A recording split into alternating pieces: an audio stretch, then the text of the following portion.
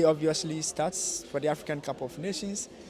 Today was pretty much a kind of busy day, you know. We had to do a lot of press conferences, a lot of training as well.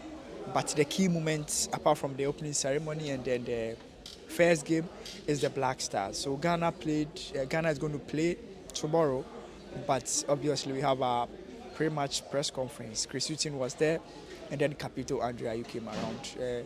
Questions were asked on various areas, but the key areas that we can talk about is Ghana winning the AFCON or not. Chris Hughton said you can't assure that, but he will make sure that they would compete. Andrea Yu as well, he was asked about that, and he said Ghana is coming to this competition for the first time as one of the teams that is not favorites. Countless times we've come into competitions as favorites, but this time around we are not. And as a result of that, it is up to them to surprise everybody positively. And he made a quote where he said that the doors are wide open, and Ghana can slide in. So he didn't categorically say that they will win they will win the African Cup of Nations, I should say, but he said when they get the chance, they are going to do it. I asked Andrea Yu personally about he stands a chance of making records in this African Cup of Nations, and he said, and I asked him, is he ready to take a bullet for the team where he doesn't get playing time and he's not able to make the records, or he would always want to play and be able to be in the record? And he said that yes, it's important to get personal accolades. He loves it. He has worked for it. But the most important thing is the team winning the game. So he wouldn't prefer to start games being the team and Ghana ends up losing matches. So he would wish that he would be the team, but the most important thing is Ghana winning. So if Ghana ends up winning games and he happens to break his records, that's like super. So that was great for Andrea. He talked about it. And then he was asked about Mohamed Kudus. Chris Hughton was asked about Mohamed Kudus. He said, in terms of injury, it's only Mohamed Kudus that joined the team a bit late, but they are still assessing him. So he said they are going to assess Mohamed Kudus for tomorrow and see whether he'll be available for selection. But from the way things are looking, it doesn't look as if Kudus may start the game.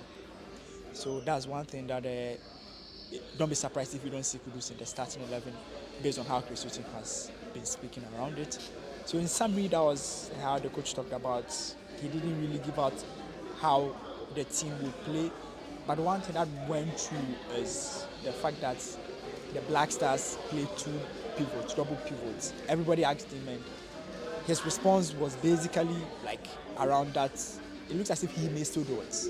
Like he's somebody who is pragmatic. Maybe the kind of players he selects don't deliver how he wants them to deliver. I think so, because he likes a system where you play double pivots and allow one to progress a bit. But it looks as if all the selection of players he chooses fails to deliver. So perhaps maybe that's why he's unable to progress the ball in that manner. So that's the Black Stars. But let me give you my possible starting 11 for Ghana against Cape Verde. In post, Richard Ofori is going to start because Chris Hughton said something at the pre-match.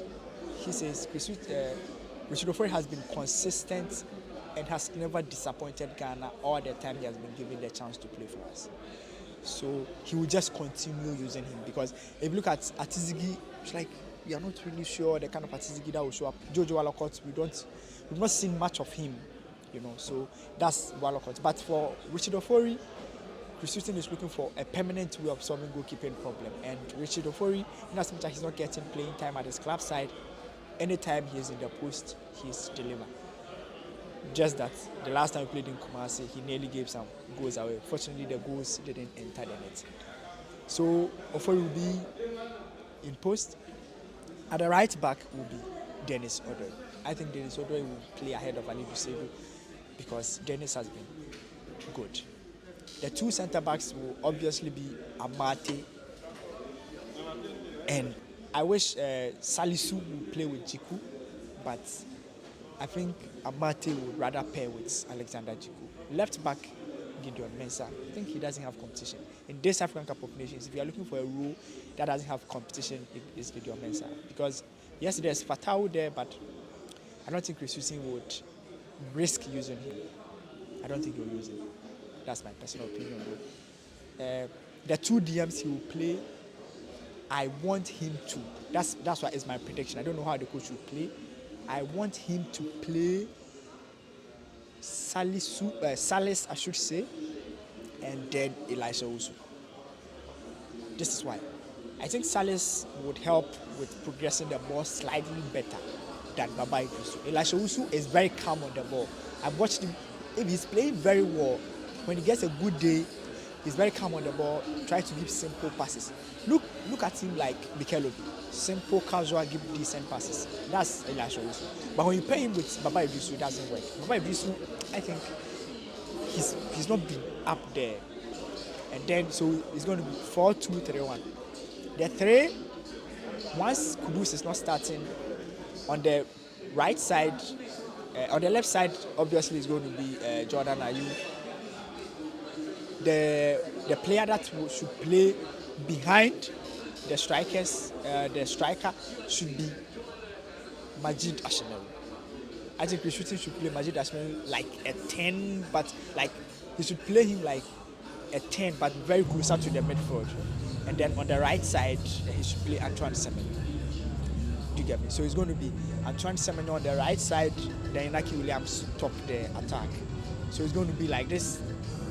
Goalkeeper Richard Ofori right back, Dennis Odwe, 2 centre backs, Alexander Jiku, and then Amate left back, Gideon Mensah, the 2 DMs, Abdul Saleh Samed, Elisha Osu.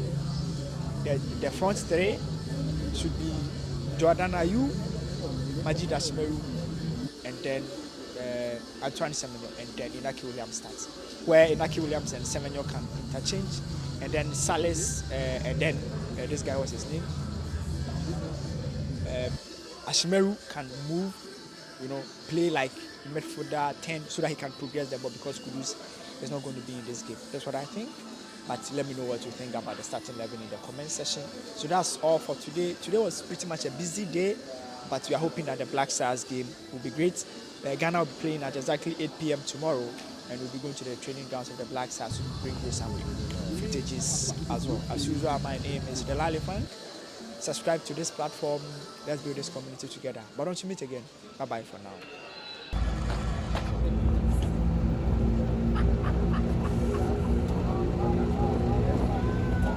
That's the Team Ghana. How was your afternoon?